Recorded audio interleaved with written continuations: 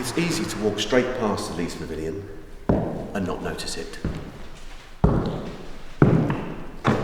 Once a totem of a town in ascension, it's now a peeling symbol of decay.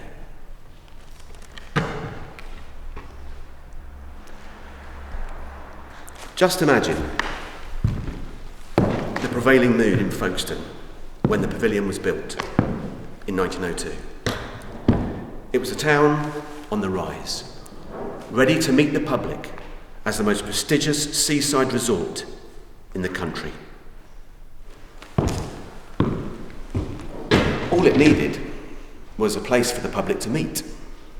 And so, the pavilion came to be.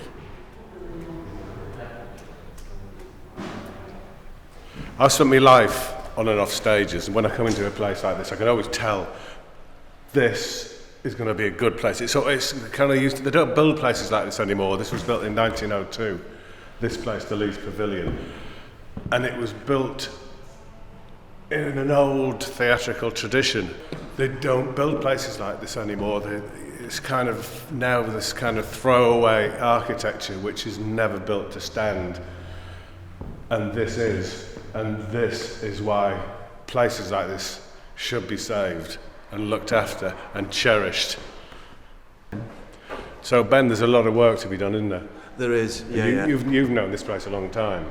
Yeah, well, I worked here in about 1982 for about 4 or 5 years when it was a theatre, actually, and then it became a club after that, and it's been closed for about 7 or 8 years now. But it is just an amazing bit of architecture. Oh yeah. And this up there, that's all glass, isn't it? That's been painted over. That's right, yeah. So you can imagine it'd be like the light that would come through here would be like an orangery. Yeah. With palms. Yeah. Edwardian splendour, Art Nouveau. I used to walk past here quite a lot and think, why is that going rotten? Why is that fabulous building, that Art Nouveau building, falling apart? And now someone's doing something about it.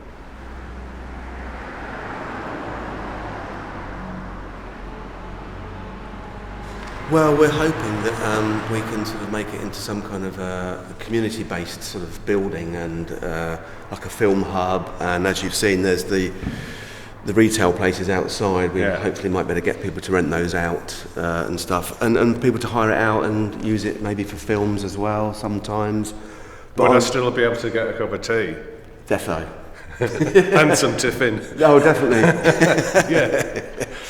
I think it's fantastic. It's amazing. And do you know what? This you walking down, even though it's kind of collapsing, look at that. That ain't going to shift anywhere, is it? It's solid in it. You just don't get things like that. This, if this was built now, we'd be wobbling all over the place. Yeah, yeah. The soldiers in the First World War, obviously, they were here? They would come here sometimes, have a tea before they marched down the Hill of Remembrance onto the and then got on boats and didn't away. Come back. Exactly, some of them, so it would be the last sort of memory they might have. You know? Yeah, and that's an important memory, isn't it? That's another reason why this is such an important place. Yeah.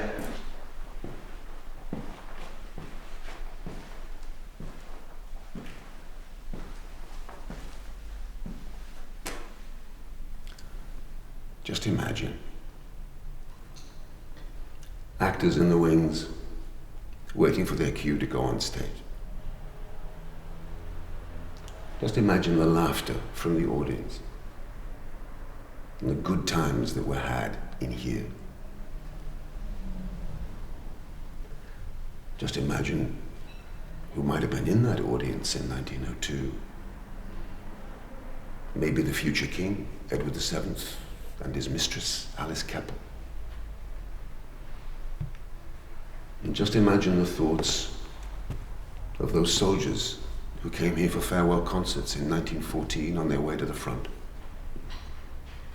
This might have been their last memory of England. And just imagine how this amazing building could look once again.